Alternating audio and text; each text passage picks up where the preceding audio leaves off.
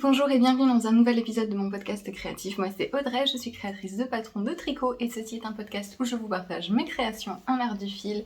J'espère que vous allez bien, merci beaucoup de me rejoindre pour ce nouvel épisode qui va être très texture et couleur. J'ai un nouveau modèle à vous présenter, un projet fini et un nouvel en cours improvisé. Voilà. Je vous mets tous les temps des différentes sections du podcast dans la description sous la vidéo. Donc si vous voulez sauter un passage ou retrouver un projet en particulier, c'est par là. Je mets aussi les liens vers tout ce dont je parle, les patrons, les laines que je vais mentionner, ainsi que les liens vers mes réseaux sociaux et mes boutiques de patrons sur Ravelry, Payhip et Lovecraft. Je commence avec un nouveau modèle que je viens de publier. Il s'agit d'une paire de chaussettes.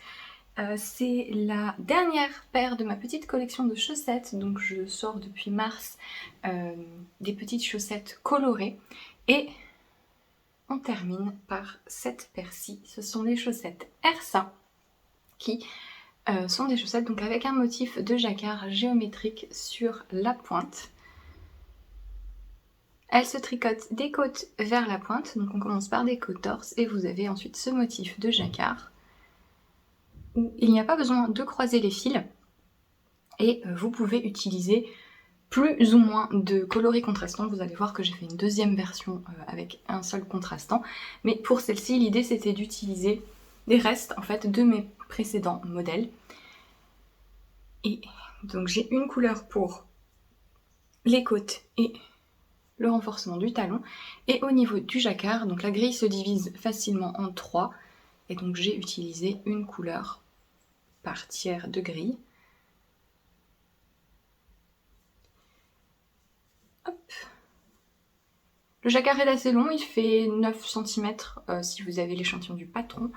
Et donc ensuite vous faites le talon, vous avez 2 talons au choix dans le patron, soit le renforcement à gousset comme ici, soit un talon à rang raccourci. J'ai choisi de faire le renforcement en contrastant. Sachez que si vous faites ça, juste le renforcement ou tout le talon, vous devez couper les fils pour pouvoir ensuite relever les mailles au bon endroit. Donc si vous n'aimez pas rentrer des fils supplémentaires, évitez. Mais j'aimais bien le fait d'avoir juste le petit rectangle renforcé qui rappelait les côtes et le reste de la chaussette tout simple en jersey avec une pointe ronde à la fin. Donc c'est un modèle qui est assez simple, comme je vous dis, il n'y a pas de croisement de fil, donc si vous avez déjà fait des chaussettes mais que vous n'avez jamais fait de jacquard, ça peut être un bon moyen de débuter, puisque la tension est plus facilement gérable. Et vous augmentez les mailles pour la section en jacquard, et je vous conseille aussi d'augmenter votre taille d'aiguille. Donc vous avez une aiguille pour les côtes et les sections en jersey et le talon, donc ça va être l'aiguille avec laquelle vous tricotez des chaussettes habituellement. Vous avez toujours un échantillon pour des chaussettes, parce que l'échantillon de votre tricot détermine la taille tout simplement, donc c'est quand même important de savoir quel échantillon vous avez pour être sûr que vous avez la bonne taille, mais l'avantage des chaussettes c'est que c'est petit, donc c'est facile d'adapter, on n'est pas forcément obligé de faire des calculs. Donc on commence avec le numéro d'aiguille que vous utilisez habituellement pour les chaussettes en fonction du fil que vous utilisez, etc. Et personnellement, moi j'ai besoin d'augmenter de 0,5 mm pour la section en jacquard, puisque le jacquard n'a pas trop d'élasticité. En fait, si je tire sur le jacquard, vous voyez, ça détruit le dessin. C'est pour ça que quand on fait des vêtements en jacquard, on évite d'avoir de l'aisance négative, c'est-à-dire un projet qui est plus petit que la partie du corps qu'on veut, sur laquelle on veut le porter, parce que si le projet doit s'étirer, c'est pas très joli. Donc généralement, quand on cherche à avoir quelque chose en jacquard, on cherche à avoir exactement la bonne mesure. Donc pour moi, ça veut dire qu'il faut que j'augmente d'une certaine taille d'aiguille. Ça varie en fonction de votre tension, en fonction de l'épaisseur de votre cheville aussi, tout simplement. Donc voilà, à ajuster après quelques rangs, en fait, vous essayez, vous voyez si c'est trop lâche, si c'est trop serré, vous allez vite vous en rendre compte. Et vous pouvez ajuster votre tension en changeant de numéro d'aiguille. Voilà. Sachant que augmenter la taille d'aiguille pour le jacquard, ça vous évite de changer votre échantillon, c'est-à-dire d'avoir quelque chose de trop serré, mais ça ne vous règle pas automatiquement le problème des fils à l'arrière. Donc quand on tricote en jacquard, vous avez les fils qui courent sur l'arrière, et ces fils, il faut qu'ils restent souples. Voilà. Changer de taille d'aiguille, ça va pas vous aider à faire ça, puisque vous allez avoir des mailles qui vont être certes un peu plus grandes, mais si vous tirez vos fils, vous allez quand même avoir le problème de gondolage, en fait, du fait que vos mailles, elles vont être tirées sur l'arrière et ça va vous faire des plissements assez visibles sur le jacquard. Quand vous avez cet effet-là, cet effet de jacquard plissé, c'est parce que vos fils derrière sont trop serrés. Donc il faut vraiment assouplir la façon dont vous tenez les fils quand vous tricotez en jacquard, et juste augmenter d'une taille d'aiguille, ça ne règle pas ce problème-là. Ce que je vous conseille de faire, c'est, si je prends un tricot avec, je vous montrerai tout à l'heure, mais c'est histoire d'avoir quelque chose sur mes aiguilles. Quand vous tricotez en jacquard, vous faites quelques mailles, et ensuite vous pouvez faire ça sur votre aiguille de droite. Donc sur les mailles que vous venez de tricoter, vous les tirez comme ça, pour en fait récupérer de l'élasticité horizontale et assouplir vos fils. Ça évite en fait que vos fils qui flottent sur l'arrière soient trop serrés, parce que si vous les prenez et que vous les serrez pour tricoter les prochaines mailles, c'est ça qui crée le gondolage.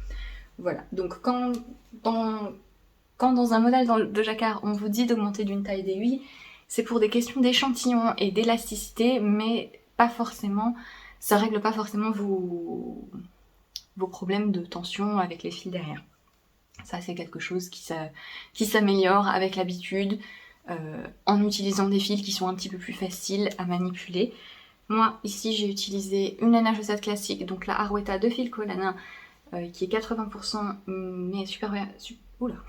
Merino Superwash et 20% nylon. Donc c'est un fil qui est assez lisse, qui glisse bien, qui a une très bonne définition, donc pas forcément idéal en jacquard, mais comme on est sur des chaussettes, vu que c'est serré, puisqu'on est sur un petit échantillon, ça rend quand même plutôt bien.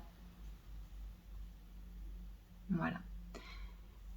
Et donc, quand j'avais commencé à tricoter cette version-ci, donc avec les restes de mes paires de chaussettes précédentes, alors c'est Agathe, je crois ton prénom, qui est une tricoteuse, je sais pas prononcer ton pseudo sur Instagram, mais je l'écris là, m'a fait la remarque que ça ressemblait un peu à des Daleks. Surtout si je le mets dans ce sens. Alors si vous savez pas ce que c'est des Daleks, c'est une créature, un robot. C'est dans Doctor Who, donc qui est une série britannique. Ce sont des robots, des aliens. Écoutez, expliquer Doctor Who à des gens qui n'ont jamais regardé, c'est compliqué. Une fois avec mon compagnon qui ne regarde pas du tout Doctor Who, mais une fois il était avec moi et je regardais un des épisodes de Noël. Donc j'ai essayé de lui expliquer pourquoi le vieux monsieur était moins expérimenté que le plus jeune et pourquoi ça... Voilà, c'est compliqué, hein. Mais c'est juste une espèce de robot qui ressemble un peu à une boîte de conserve, et c'est vrai que la forme rappelle ça. Et du coup, je ne vois plus que ça. Faudrait, pour les profs, je pense que ça peut être un très bon exercice pédagogique, expliquer Doctor Who à quelqu'un. Je pense que ça vous dit tout de suite si vous êtes bon professeur ou pas. C'est l'épreuve ultime d'éloquence et de capacité à expliquer des trucs. Bref, ça ressemble à des Daleks. On m'a aussi dit, une testeuse qui, elle trouvait que ça faisait très Space Invaders. Je suis assez d'accord aussi. Et elle a fait du coup une version vert fluo sur noir, et c'est très rigolo. Mais voilà, on m'a dit Dalek, et du coup je me dis ah ouais. Et ça n'est pas sorti de ma tête. Et je voulais du coup faire une version noire et grise, qui sont un peu les couleurs... enfin, oui, à peu près. Disons que les costumes et les effets spéciaux de Doctor Who, ça a un peu ce charme un peu rétro, même sur les épisodes récents, et c'est amusant. Et donc voilà, la version Dalek. Avec du coup un seul coloris contrastant. Et c'est pas mal, ça vous permet de voir un petit peu ce que ça peut donner avec juste un motif, avec une couleur. Et cette version-ci, je l'ai tricotée en laine United Socks de Katia, qui est... Attendez, je vais le récupérer parce que je ne me souviens plus exactement de la composition, qui est 75% laine, 25% nylon. Donc généralement quand c'est juste laine, c'est un mélange de trucs, voilà. Et qui donc est un fil à chaussettes qui est vendu en toute petite pelote de 25 grammes. Donc vous avez combien, 100 quelque chose, c'est où? Oui, 100 mètres par 25 grammes. Et donc j'ai pris un coloris noir et un coloris gris. C'est une laine à chaussette que je trouve moi un peu épaisse. Plus épaisse que la Opale, la Regia, etc. Voilà, je trouve qu'elle est un peu plus épaisse, un peu plus ferme aussi. Et ça fait, à mon échantillon de chaussettes habituel, un tricot qui est très très dense. Alors c'est super pour des chaussettes, mais du coup c'est un peu moins souple et un peu moins agréable à porter à même la peau. Donc ce sera, je pense, plutôt des chaussons d'intérieur que des chaussettes à mettre dans des chaussures ou autres, sauf si des chaussures de randonnée éventuellement, mais ça fait une plus grosse paire de chaussettes. Voilà, c'est assez rigide, mais du coup ça m'a l'air très très solide. Je vous ferai un retour. Après c'est une composition de laine à chaussettes classique. Et il y a une petite palette de couleurs. Alors le désavantage du fait que ce soit en 25 grammes, c'est que faut acheter plus de pelotes. Donc ça revient pas forcément peu cher. Mais si vous faites du jacquard ou si vous voulez faire des rayures avec vos propres couleurs, c'est pas mal pour avoir des petits contrastants. À ceci près que, voilà, elle est assez épaisse. Donc je sais pas trop ce que ça donnerait mélangé à d'autres fils de chaussettes. Faudrait plutôt tabler, je pense, sur... Voilà, les fils Opale, Regia, mais même les versions un peu plus dodues qui se mêleraient mieux à celle-ci. Mais voilà, donc pour les chaussettes Ersa, qui concluent un peu ma collection de chaussettes colorées et qui sont maintenant disponibles, vous avez moins 15% sur le patron via Ravelry avec le code Ersa jusqu'à dimanche. Voilà. Je vous invite à aller voir les versions test parce que du coup il y a moyen de faire pas mal de choses différentes. Ça rend assez bien avec des fils variés aussi. C'est sympa. Voilà, ce genre de petits motifs géométriques un peu absurdes et aléatoires que je trouve assez rigolo. Voilà. Pour ce nouveau modèle, je vais passer ensuite à un objet fini qui est le haut que je porte, qui est ma deuxième version de mon top Ananke. Donc Ananke, c'est bien de filmer dans mon bureau, maintenant qu'il fait pas 8000 degrés, c'est que je peux vous montrer des choses. Parce que j'ai tout sur place et je suis pas obligée de remonter les escaliers. Mon top Ananke, donc, qui est un débardeur, un modèle de débardeur que j'ai sorti début juillet, et j'avais fait donc une première version dans le fil Sweetgrass de Pearl Soho, qui est un mélange de coton et d'alpaga, qui est un mélange assez élastique et assez pris du corps du coup, puisqu'il revient bien sur la taille. Et j'avais envie de faire une deuxième version plutôt en lin pour voir ce que ça donnait avec un fil plus fluide. Alors vous m'excuserez parce que j'ai pas de... j'ai trouvé qu'un soutien-gorge rose, donc ça se voit un peu. Voilà, on va les survivre, c'est bon. J'avais envie d'une version rouge, et vraiment rouge sang, Et le lin que j'affectionne particulièrement, qui est la Antigone de Terreiro Natura, n'avait pas de rouge comme ça. Il y a un rouge plus orangé, il y a un rouge grenat, mais il n'y avait pas un rouge rouge. Donc je suis allée chercher un autre lin. Et j'ai donc testé la Kalinka de Karin Auberg, donc qui est un pur lin fingering. Alors qu'il n'a que, il me semble, 300 mètres pour 100 grammes, mais qui est vraiment très fin. Pour le coup, il est plus fin que la Antigone. C'est vraiment ce genre de figue de lin qu'on a un peu envie de tenir en double. Je l'ai tricoté donc sur ce top. L'échantillon est de 27 mailles sur 10 cm, donc assez un bon échantillon de fingering. Et j'avais peur que ce soit un peu trop déjaugé, transparent à cause de la finesse du fil. Finalement, ça ne l'est pas quand j'ai la bonne couleur de sous-vêtements. Et je suis très contente du rendu du tricot. C'est fluide, c'est très frais. Ça va être hyper sympa à porter là à la mi-saison avec une veste par-dessus. Et vous voyez un peu ce que ça donne. Donc si on fait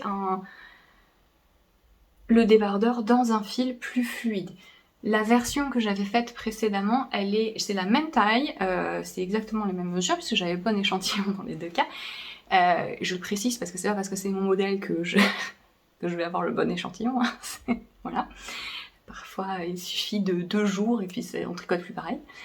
En fonction du fil utilisé, etc. Là pour le coup j'ai exactement les mêmes mesures.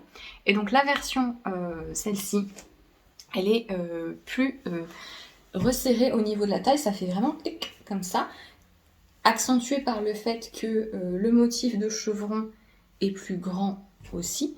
Mais là j'avais envie du coup de vous montrer que même en choisissant une taille avec aucune aisance au niveau de la poitrine, eh bien au niveau du ventre c'est pas serré.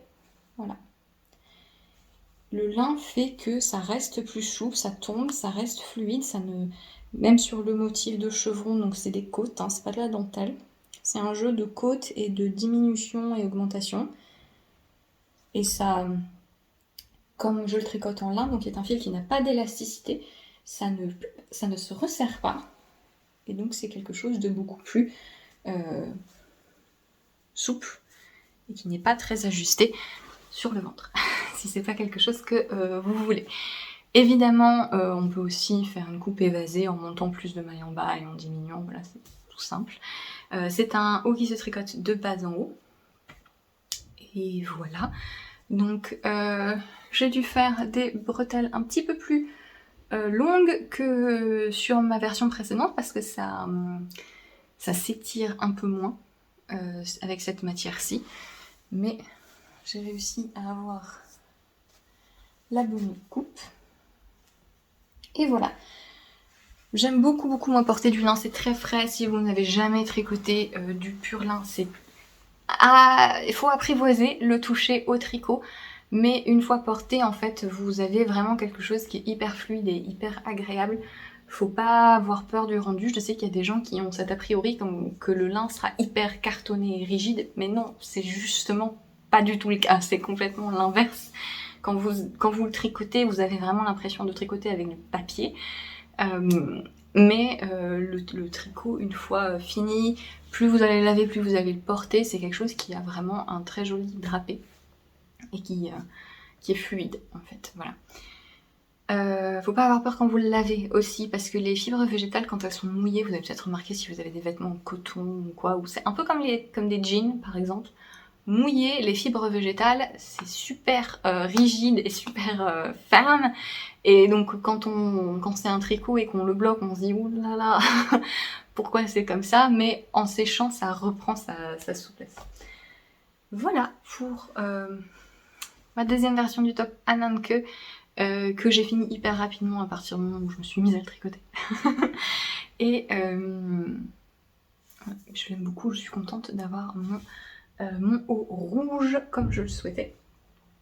Et il me reste encore un modèle d'été, pas un modèle à moi, mais un tricot d'été que je vais reprendre bientôt.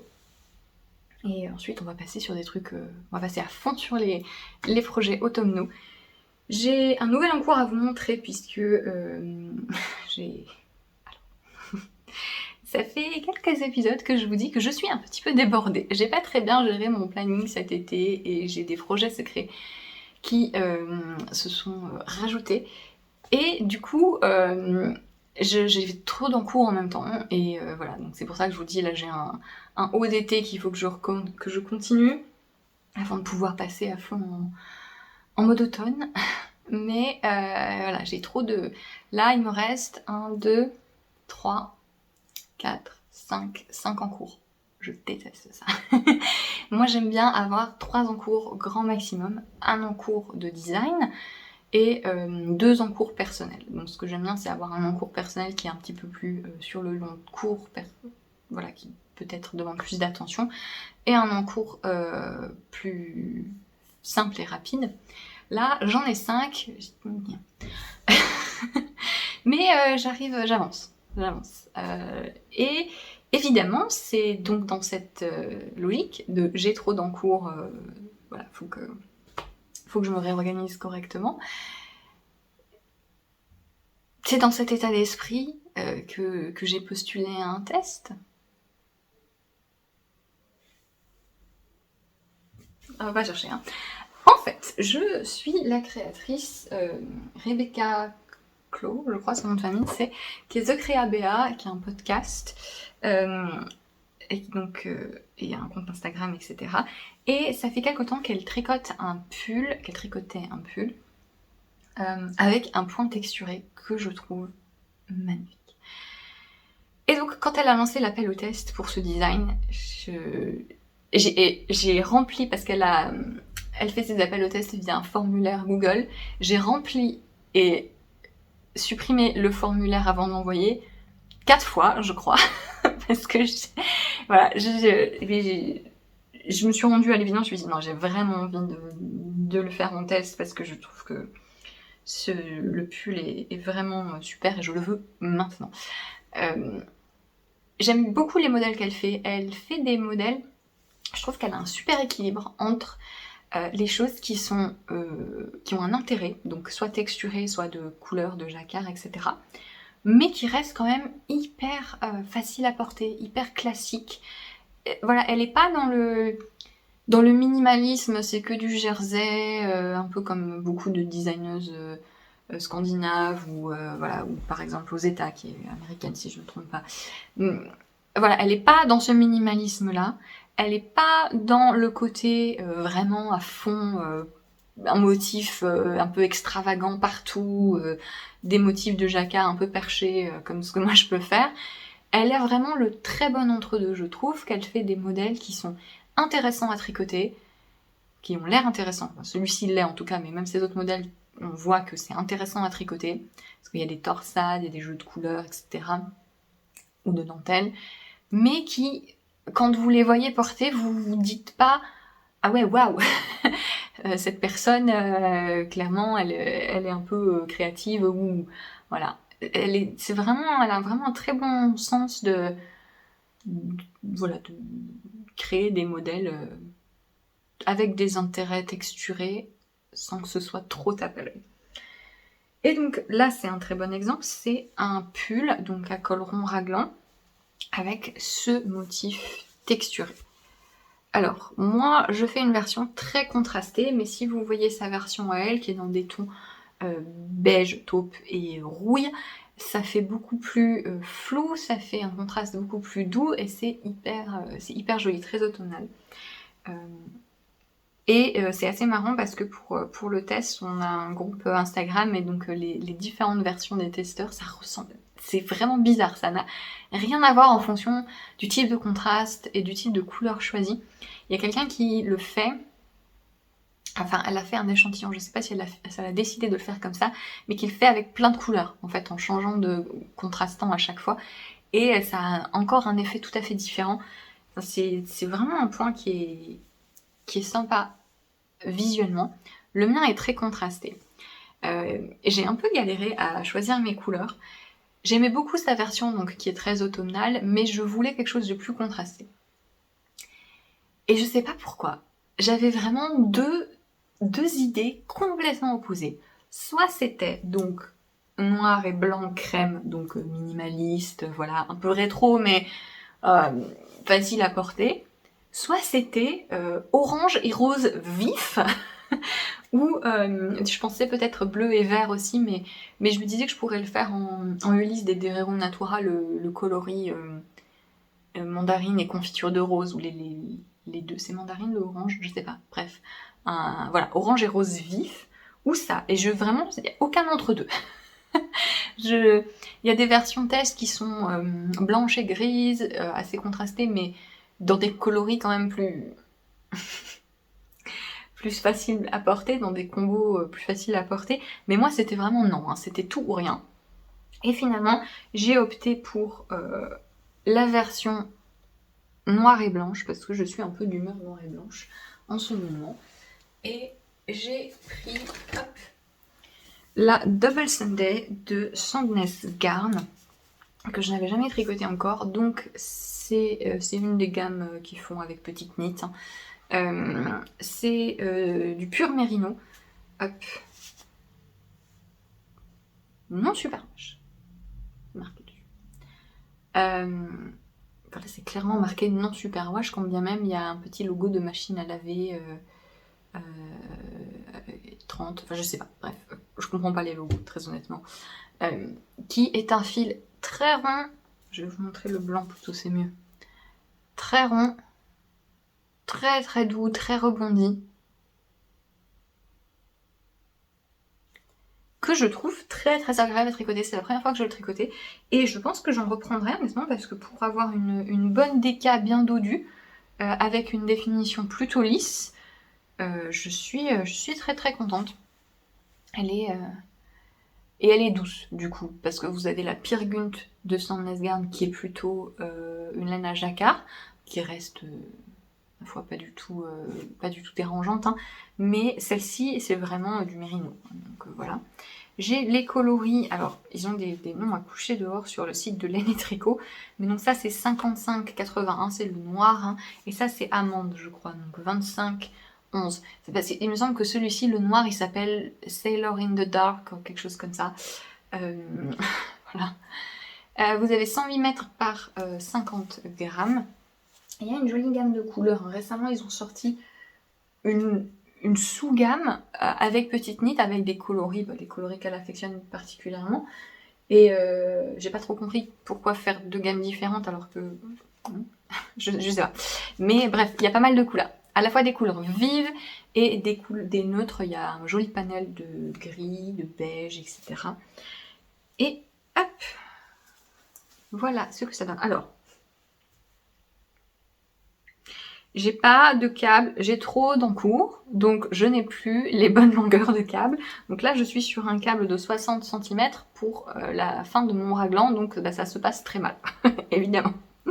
Voilà, donc on monte les mailles de la nuque et des épaules, on fait des augmentations pour former l'encolure, donc c'est un col rond. On rejoint en rond et ensuite on fait le raglan. Et voilà le détail du raglan que je trouve très très sympa parce qu'ils se font, vous voyez ici, hop, les augmentations sont faites de part et d'autre de cette ligne que vous voyez là avec les petits V qui remontent, une couleur puis l'autre. C'est hyper intelligent, ce sont des augmentations levées. Si vous n'avez jamais fait d'augmentation levée, je vous conseille d'essayer parce que ce sont des augmentations qui sont en jersey assez discrètes. Si vous êtes quelqu'un qui avait des problèmes, notamment quand vous faites des yokes et que vous avez une démarcation avec les augmentations intercalaires et que ça vous dérange, ou si vous faites sur du jacquard et ça vous va pas, essayez les augmentations levées, notamment l'augmentation levée à gauche qui est particulièrement discrète en jersey. Ça consiste en fait à attraper la jambe de la maille du dessous. Voilà, vous trouverez vous cherchez augmentation levée ou lifted increase en anglais et vous trouverez plein de tutos. C'est très simple à faire, plus simple que les augmentations intercalaires en fait. Mais en fait voilà, il faut tirer la maille du dessous, soit à gauche, soit à droite pour faire l'augmentation gauche ou droite. Et là du coup c'est hyper malin parce que ce qu'on voit là, cette ligne au centre ici, autour de laquelle se font les augmentations du raglan, c'est cette jambe qui a été soulevée et qui du coup se couche. C'est la jambe de la section précédente et la jambe de la section suivante qui se couchent l'une contre l'autre parce qu'on les a un peu étirées et qui forment comme de nouvelles mailles, mais c'est pas une maille. En fait, c'est pas une maille, c'est deux parties de 2 mailles différentes qui se mettent ensemble. Et c'est super joli et super ingénieux. Et c'est très satisfaisant à faire. C'est simple, mais vraiment très très joli. Le point lui-même est hyper amusant à tricoter. Il n'est pas compliqué. Il est assez instinctif. En fait, c'est un jeu de mailles glissées et de mailles augmentées et diminuées. Donc en fait, c'est 4 rangs en quinconce, en fait, en quelque sorte. 4 ou 8 rangs, voilà. Et vous glissez des mailles dans une couleur et ensuite vous vous retrouvez avec une maille dans une couleur et vous faites une augmentation de 3 mailles que vous allez ensuite rediminuer. En fait, vous augmentez, puis vous refermez de l'autre côté, puis vous augmentez, puis vous refermez au centre. Enfin, ça fait quelque chose qui est très logique une fois que vous avez compris comment ça fonctionnait. C'est un peu compliqué à expliquer, mais une fois que vous le faites, vous voyez tout de suite ce que vous devez faire parce que c'est très instinctif. Quelles mailles doivent être glissées, quelles mailles doivent être augmentées. Là, vous voyez, hop, je suis sur un rang où j'ai fait des augmentations. Donc, vous voyez, en fait, j'avais une maille blanche ici, sur laquelle j'ai fait des augmentations, et ensuite, je vais glisser. Hop.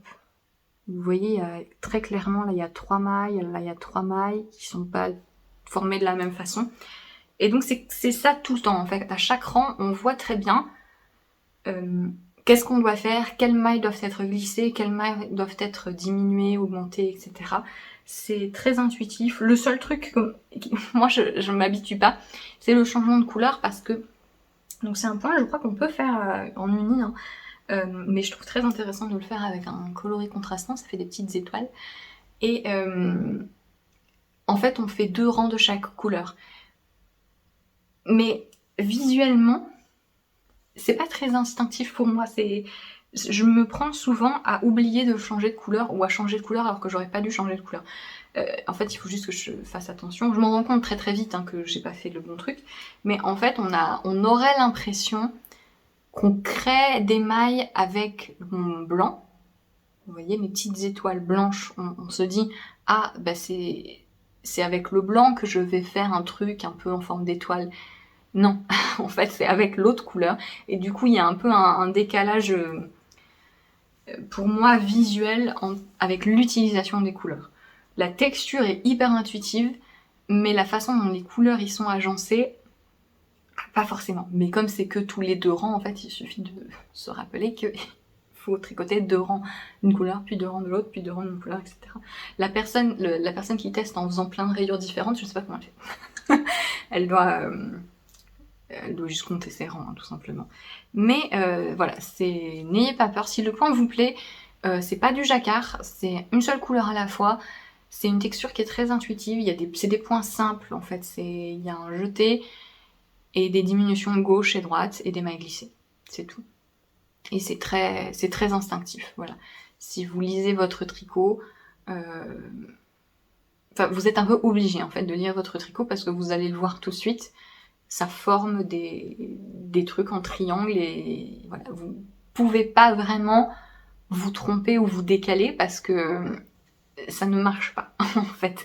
Si vous faites pas la diminution au bon endroit, ben vous allez le voir tout de suite qu'il y a un truc qui ça va vous faire une espèce de déformation et du coup c'est très très agréable à tricoter.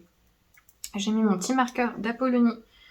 Hop, je suis partenaire Apollonie, donc elle m'envoie les marqueurs pour que je puisse vous les montrer. Donc Apollonie, si vous ne la connaissez pas, elle fait des accessoires tricot, plein de choses différentes. Elle fait aussi des sacs à projet et elle fait des petits marqueurs fleurs. Donc tous les mois, elle choisit une fleur, elle crée l'illustration, elle crée le marqueur.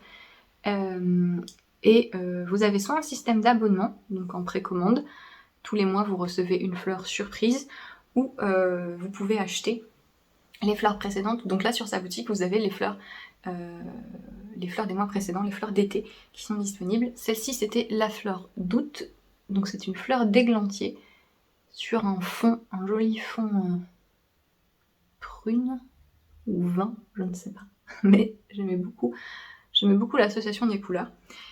Vous avez, comme je suis partenaire du coup Apollonie, elle m'a donné un petit code, donc c'est le code YarnFlex qui vous donne moins 10% sur votre première commande. Et si vous utilisez le code, Julie me reverse une commission. C'est un partenariat. Mais moi j'ai les marqueurs Progrès, donc ce sont des anneaux hop, qui se clipsent. Et vous avez différents types de marqueurs, des marqueurs classiques, des contrants, etc. dans l'abonnement. Et j'ai vu qu'elle allait continuer du coup les fleurs en 2024 aussi. Donc, voilà. J'ai mis mon petit marqueur pour essayer de me motiver. J'ai presque fini le raglan, je crois qu'il me reste une dizaine de rangs d'augmentation et après il faut que je tricote un petit peu plus sans augmenter, donc il y a une petite manipulation à faire, il faut que je relise bien le patron. Mais c'est très amusant à tricoter, j'ai vraiment hâte de pouvoir le porter parce que ça va être très doux, ça va être hyper facile à porter par-dessus un jean cet hiver. Mon coloris principal c'est le noir, c'est pas très clair, hein. On utilise les deux couleurs à peu près de la même façon, mais si on inverse, en fait quand je vous montre là comme ça, vous seriez pas forcément capable de dire quel est le coloris principal, quel est le coloris contrastant. Par contre, si j'avais fait l'inverse, c'est hyper marqué. En fait, c'est hyper visible d'inverser les deux couleurs. Il y a, dans la version test, il y a quelqu'un qui fait une version, je sais pas si c'est noir ou si c'est bleu très foncé, mais qui fait un peu dans les mêmes coloris que moi, mais contraste inversé, et ça n'a rien à voir. Donc c'est vraiment un point amusant. Et donc moi mon coloris principal c'est le noir, donc je ferai les finitions en noir. J'ai demandé à Rebecca si je pouvais faire, je dis Rebecca comme si c'était ma pote, j'ai demandé à la créatrice si je pouvais faire un col simple, parce qu'elle fait un col double, replié. Je me rends compte que j'aime pas trop ça. Enfin, j'aime pas trop ça quand c'est des laines épaisses. Si c'est une laine fingering, oui, mais à partir du moment où c'est un fil un peu plus épais, sport ou déca, un col comme ça double, je trouve que ça me fait bizarre. Je trouve que c'est hyper joli, hyper propre, mais quand je le porte, je sais pas, j'ai l'impression que ça me fait bizarre, ça me coupe le... J'ai l'impression que ça me sépare la tête du reste de mon corps, c'est bizarre. Je sais pas, ça fait un effet qui me plaît pas trop quand c'est sur un fil épais, en fait. J'ai des problèmes hein, comme ça. Donc je ferai un col simple, c'est des côtes de 2 je crois, ou 1, je ne sais plus, mais en fait on relève les mailles. Je vais finir mon raglan, séparer les manches et le corps, et je ferai le col assez rapidement pour pouvoir me rendre compte et l'essayer et voir si tout va bien. Tout a l'air d'aller bien, j'ai pas tout à fait le bon échantillon en rang. Je trouve l'échantillon en rang un peu inatteignable pour moi, qui fait des mailles assez carrées. Donc je vais voir. Mais en bloquant, j'ai un échantillon que j'ai bloqué. Hop, il s'est quand même bien assoupli. Voilà ce que ça donne bloqué. Vous voyez, c'est un petit peu plus... Je sais pas si vous voyez la différence, mais en tout cas, il y a eu une différence. J'ai mesuré mon échantillon avant et après blocage. Et il y a quand même une bonne différence. J'ai fait mon échantillon en rond et tout. Voilà, j'ai la patience. Je fais assez peu d'échantillons, sauf comment dire, je fais peu d'échantillons pour vérifier ma tension, parce que en 90% des cas, ça ne sert à rien pour moi, puisque je vais pas tricoter pareil sur le vrai projet. Mais là, comme je ne connaissais ni la laine, ni le point, je me suis amusée à faire mon petit truc, et finalement, je l'aime bien, ce petit échantillon, il est joli. Je vais l'accrocher. J'ai une espèce de porte-bobine où j'accroche des fins de pelote et des échantillons qui me plaisent. Je vais vous montrer, je crois. là-haut. Voilà. Vous voyez mon tas de laine que j'ai acheté au Booland, puisque j'étais au Booland. Merci beaucoup d'ailleurs aux personnes j'étais là dimanche, merci beaucoup aux personnes qui sont venues me voir et qui m'ont dit des trucs beaucoup trop gentils. Faut pas hésiter à venir me parler, hein. Je suis pas forcément quelqu'un qui soit très à l'aise, je pense que ça se voit, mais du coup je suis contente quand les gens viennent me parler parce que ça permet un peu de débloquer. Interruption facteur. Mais oui, donc merci beaucoup aux personnes qui sont venues me faire un coucou au Booland. C'était très sympa malgré la petite pluie. Enfin, voilà. Je préfère la pluie aux 45 degrés qu'il y avait quelques jours auparavant. Mais voilà. Je serai aussi normalement au Unitit. J'ai quelques personnes qui m'ont demandé, je serai au Unitit le samedi si tout va bien. Si je ne suis pas remalade la veille comme l'an dernier. Mais normalement, oui, j'y serai le samedi toute la journée. Je dois repartir le dimanche parce que les horaires de train, ça ne fonctionne pas. De faire Toulouse-Lyon, c'est compliqué, hein. Mais bon, voilà. Je vous ai tout dit niveau tricot. Je vais terminer avec un petit aparté Patreon puisque j'ai une page Patreon si vous souhaitez soutenir mon travail et avoir accès aux coulisses. J'ai vraiment l'impression d'être un robot à répéter les mêmes choses. Ah voilà, donc c'est un moyen pour vous d'acheter mes patrons en fait à un prix un peu plus avantageux, surtout pour les patrons de vêtements. Et vous avez également du contenu spécifique à Patreon, donc je fais des vlogs de temps en temps, des vlogs un peu créatifs et des vidéos de discussions plus ou moins techniques, soit c'est des coulisses de mon travail de créatrice, soit c'est sur des thématiques différentes, des revues de l'année, etc. Et pour le mois de septembre, le thème c'est une vidéo qui m'avait été pas mal demandée, et enfin, je l'ai faite, c'est sur changer une encolure. Donc élargir ou resserrer une encolure selon différents cas de figure. J'essaie de vous donner les moyens les plus faciles voilà, de faire cela. Et également changer une encolure ronde pour un col V et inversement. Voilà, quel est le principe de base, qu'est-ce qu'il faut faire pour passer de l'un à l'autre.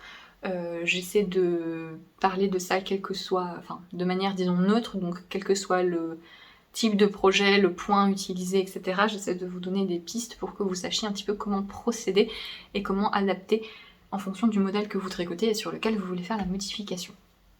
Voilà, donc ce sont des vidéos que je tourne en français et qui sont normalement, quand vous regardez cette vidéo, elle est déjà disponible sur Patreon. Oui, voilà. Je serais ravie de vous y retrouver si ça vous intéresse. Sachez que sur Patreon, c'est un système d'abonnement, mais qu'il ne faut absolument pas hésiter à rester juste un mois, vous vous abonnez, vous repartez aussi sec, voilà.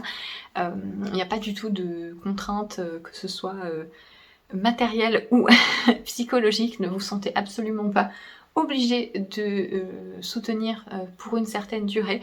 C'est voilà, comme je vous dis, c'est comme pour acheter un patron. Vous achetez un patron, vous n'êtes pas obligé d'acheter tous les patrons en fait. Donc si vous soutenez un mois sur Patreon, vous n'êtes pas obligé d'acheter de soutenir tous les mois. Voilà. C'est tout pour ce podcast qui, je l'espère, vous aura plu. Il y a une espèce de bruit, j'espère que vous entendez pas, il y a quelqu'un qui fait des travaux un peu loin, du coup c'est un bruit un peu sourd. C'est très agréable. Moi qui ai déjà mal à la tête, ça va être super. Voilà. Je vous retrouverai peut-être juste avant le Unitit, justement. J'aurai normalement quelque chose à vous montrer la même semaine. Et je vous dis à bientôt, je vous souhaite une très belle après-midi, soirée, peu importe quand vous regardez cette vidéo. Je vous dis à plus tard. Salut!